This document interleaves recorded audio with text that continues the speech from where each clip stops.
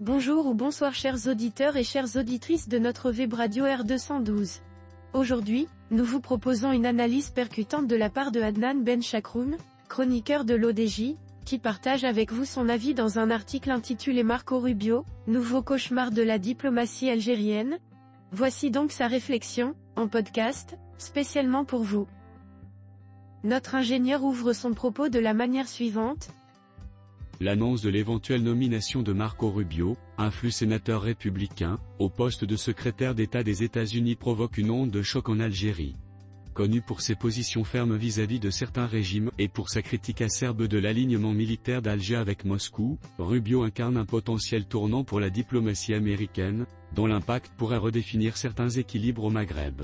La crainte d'Alger est palpable. Rubio, figure montante du Parti républicain, pourrait non seulement poursuivre la politique de reconnaissance américaine de la souveraineté marocaine sur le Sahara, mais aussi accentuer la pression sur les choix stratégiques algériens, notamment sur le plan militaire et diplomatique.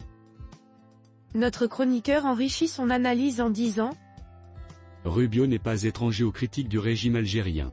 En tant que sénateur de Floride, il a régulièrement exprimé sa désapprobation des choix d'Alger, en particulier en ce qui concerne ses achats d'armes auprès de la Russie. À ses yeux, ces transactions massives posent problème, notamment dans un contexte géopolitique où la Russie est sous sanctions pour ses actions en Ukraine. Le risque pour l'Algérie est double. En se liant de façon trop marquée à Moscou, Alger s'expose non seulement à des mesures de rétorsion potentielles de Washington, mais pourrait également voir ses relations avec d'autres pays se complexifier, surtout si ces derniers souhaitent éviter d'être associés indirectement aux fournisseurs d'armes russes. L'Algérie voit dans l'éventuelle nomination de Rubio une menace directe pour sa politique étrangère et sa stabilité stratégique. En effet, l'administration Trump avait déjà marqué un tournant en 2020 en reconnaissant officiellement la souveraineté du Maroc sur le Sahara, un geste historique qui avait suscité la colère d'Alger. La nomination de Rubio pourrait signifier un retour à une politique étrangère plus interventionniste, avec un renforcement des alliances qui appuieraient le Maroc dans ses revendications, au détriment des intérêts algériens. Cette perspective suscite des interrogations. Jusqu'où Rubio ira-t-il dans ses initiatives diplomatiques ? Sera-t-il aussi intransigeant avec l'Algérie qu'il l'a été dans ses déclarations passées ?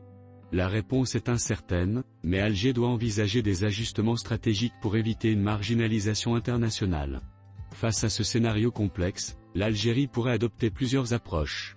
La première consisterait à diversifier davantage ses alliances, notamment en renforçant ses liens avec d'autres puissances comme la Chine, pour équilibrer l'influence américaine. D'autre part, une tentative de normalisation de ses relations avec le Maroc pourrait offrir une issue diplomatique. Toutefois, l'histoire récente montre qu'une telle option serait politiquement difficile à justifier auprès d'une population algérienne désabusée par les choix diplomatiques de ses dirigeants. Adnan Ben Chakroun conclut son article en ces mots. L'évolution de cette situation met en lumière les vulnérabilités diplomatiques de l'Algérie, un pays souvent en quête d'un équilibre fragile entre ses alliances historiques et la nouvelle donne internationale. Avec Rubio à la tête de la diplomatie américaine, Alger pourrait devoir revoir ses priorités pour éviter un isolement accru, tant dans le monde arabe qu'au niveau international. En effet, l'heure est à la réflexion stratégique pour Alger, car les choix faits aujourd'hui détermineront son positionnement et son influence dans les années à venir. Chers auditeurs de la web radio R212, merci d'avoir été à l'écoute de ce podcast et d'avoir partagé avec nous ce moment d'échange et de découverte. Votre présence et votre fidélité sont notre plus belle récompense. On se dit à très bientôt, si vous le voulez bien. Avec toute notre gratitude, l'équipe de R212.